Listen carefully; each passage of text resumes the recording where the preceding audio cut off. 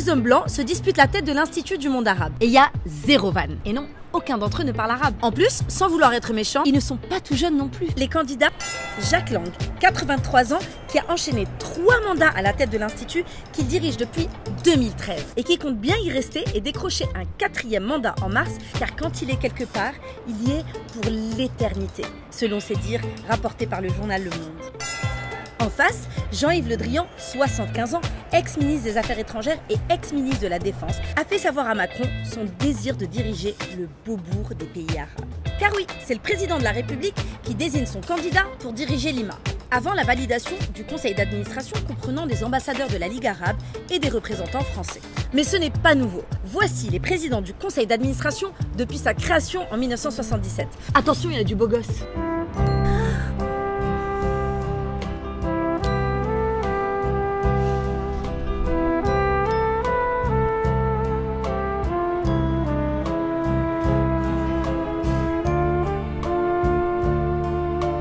Et donc, depuis 2013, Jack Lang. Et du coup, ça pose la question.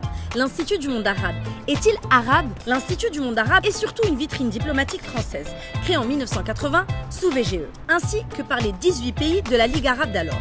Oui, là c'est Jack Lang pendant les travaux. Rejoint ensuite par la Libye, l'Égypte et la Palestine. C'est le seul musée créé par des États à avoir un statut de fondation privée. Son financement, à l'origine, il devait être financé à 60% par l'État français et 40% par les pays arabes. Mais à cause de l'instabilité dans certains pays arabes, il y a eu défaut de paiement, même si Lang fait régulièrement appel à des mécènes du Golfe, du Maroc, etc. Et aujourd'hui, son principal financement vient à 10% des pays arabes, le reste du Quai d'Orsay. Et si la France décide, ce sont ses alliés arabes qui mènent les relations publiques. L'Arabie Saoudite a en effet fait annuler une expo qui donnait du pays une image trop rétrograde. En mars 2019, le concert d'une chanteuse sahraoui avait été déprogrammé suite à des pressions du Maroc. Et en octobre 2019, l'Institut devait modifier une carte de son exposition Al-Hula, car Israël n'y figurait pas. Et vous, connaissiez-vous l'Institut du monde arabe? Et que pensez-vous de ses potentiels futurs dirigeants?